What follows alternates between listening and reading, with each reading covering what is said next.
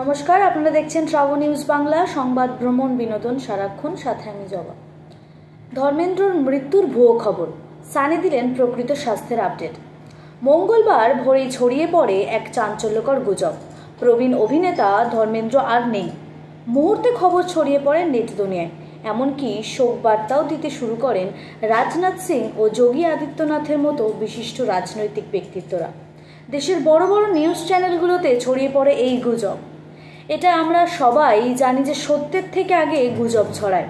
আমাদের সংবাদ মাধ্যমে এই খবরটা আসে এবং আমরা সেটা প্রকাশ করি, কিন্তু পরে খবরের সত্যতা যাচাই করা হয় এবং কিছুক্ষণের মধ্যেই স্পষ্ট হয় এই খবর সম্পূর্ণ ভুয়ো।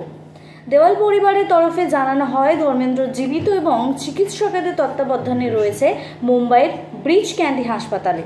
অভিনেতার বড় ছেলে সানি দেওয়ালের টিমের পক্ষ থেকে জানানো হয়েছে তিনি চিকিৎসায় সাড়া দিচ্ছেন এবং শীঘ্রই সুস্থ হয়ে উঠবেন বলে আশাবাদী।